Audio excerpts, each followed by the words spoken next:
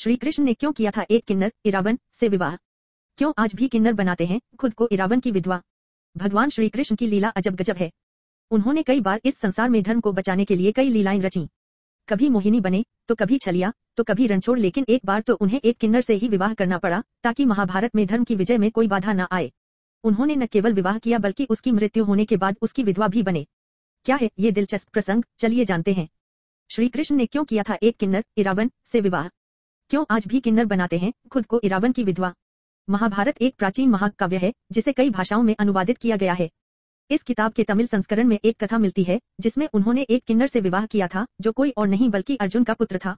उन्होंने ऐसा क्यों किया और क्या है पूरा प्रसंग, जानते हैं। इरावन अर्जुन और नागकन्या उलूपी का पुत्र था और वह बेहद सुंदर और एक कुशल धनुर्धर और मायावी अस्त्रों का ज्ञाता था। कुरुक्षेत्र के युद्ध में उसने शकुनी के 6 भाइयों का वध किया और बहुत से योद्धाओं को परास्त भी किया था। कथा के अनुसार इरावन पांडवों की विजय के लिए खुद को देवी चामुंडा को बलि देना चाहता था, लेकिन पांडव इसके लिए तैयार नहीं थे। फिर उन्हें श्री कृष्ण ने समझाया कि इरावन का बलिदान व्यर्थ नहीं जाएगा। बाद में पांडव उसकी इच्छा का सम्मान करते हुए इसे नियति मानकर राजी हो गए, लेकिन फिर इरावन ने एक इच्छा रखकर सबको उलझन में डाल दिया। उसने कहा कि वह अविवाहित नहीं मरना चाहता है। पांडव यह सोचकर परेशान हो गए कि एक मरने वाले को कौन अपनी बेटी विवाह के लिए देगा, लेकिन लीलाधर श्री कृष्ण ने इसका उपाय निकाल लिया। उन्होंने मोहिनी रूप धर खुद इरावन से शादी कर ली। बलि से पहले इरावन के एक विवाहित पुरुष के रूप में मरने की इच्छा पूरी हो गई। अगले दिन बलि के लिए इरावन का सिर काट दिया गया, लेकिन श्री कृष्ण ने केवल विवाह नहीं किया बल्कि पत्नी होने का पूरा धर्म निभाया। वह मोहिनी बनकर विधवा भी बने और ऐसे विलाप किया और शोक मनाया जैसे कोई पत्नी अपने पति के लिए करती होगी। क्यों आज भी किन्नर करते हैं इरावन से विवाह? इरावान को इरवन और अरावन भी कहा जाता है और उसकी देवता के रूप में पूजा भी होती है। समस्त किन्नर स्वयं को उसकी विधवा मानते हैं। एक 18 दिन के महोत्सव के दौरान हजारों किन्नरों द्वारा उनके देवता इरावान से विवाह किया जाता है, लेकिन अगले दिन ही मंगलसूत्र तोड़कर और महाविलाप के बीच इरावान की प्रतिमा को भंग कर हिजड़ों द्वारा विधवा वेश धारण कर लिया जाता है। यह रस्म किन्नरों में बेहद पवित्र मानी जाती है। अरावन की अरावनिया, उनसे विवाह करने वाली किन्नर, अपनी पहचान मोहिनी से करती हैं। उनका मानना है कि वो कृष्ण का स्त्री रूप है, यानी एक पुरुष के शरीर के अंदर फंसी हुई महिला। दुर्योधन और अर्जुन कट्टर दुश्मन थे। फिर दुर्योधन की पत्नी भानुमति ने अर्जुन से क्यों किया था विवाह? क्या है भानुमति की पूरी कहानी? महाभारत कई रोचक और अद्वितीय कथाओं से भरी हुई है। इनमें से एक कथा है दुर्योधन की पत्नी भानुमति से अर्जुन का विवाह, जो कि बहुत चौंकाने वाला है क्योंकि दुर्योधन और अर्जुन के बीच गहरी दुश्मनी थी। तो फिर ऐसा कैसे हुआ कि दुर्योधन की पत्नी ने अर्जुन से विवाह किया? आइए जानते हैं। इतनी गहरी दुश्मनी होने के बावजूद दुर्योधन की पत्नी भानुमति ने अर्जुन से विवाह किया, जबकि वो अर्जुन से विवाह करना चाहती थी, लेकिन अर्जुन किसी कारणवश भानुमति के स्वयंवर में नहीं पहुंच सके। भानुमति रूपवती और गुणवान होने के साथ खुद कुश्ती में कुशल थीं। भानुमति और अर्जुन का विवाह। पांडव और कौरव भाई थे, लेकिन दुर्योधन ने सत्ता के लालच में कभी उन्हें अपना परिवार नहीं माना। दोनों की दुश्मनी ने महाभारत जैसे महायुद्ध को जन्म दिया जिसमें लाखों लोग मारे गए।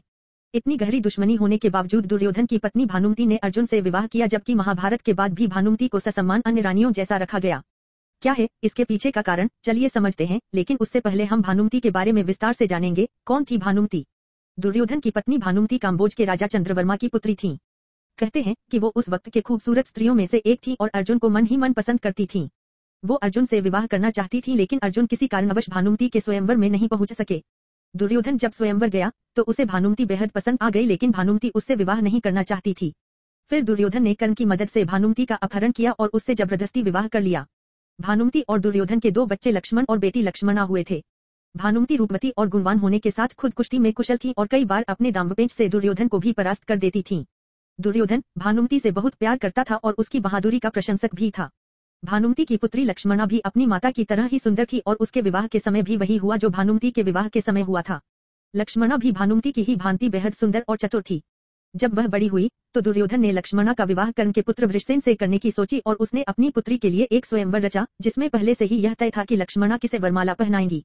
लेकिन दुर्योधन की योजना के खिलाफ कृष्णपुत्र सांब ने जबरदस्ती लक्ष्मणा से विवाह कर लिया।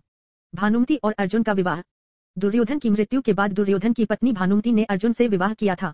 भानुमति ने अर्जुन के सामने अपने साथ विवाह करने का प्रस्ताव रखा, क्योंकि उसे आशंका थी कि कहीं भविष्य में उसके बच्चों के साथ दुर्व्यवहार न हो, क्योंकि वे दुर्योधन के बच्चे थे और उसके दोनों बच्चों को भविष्य में अर्जुन से सुरक्षा मिल सके।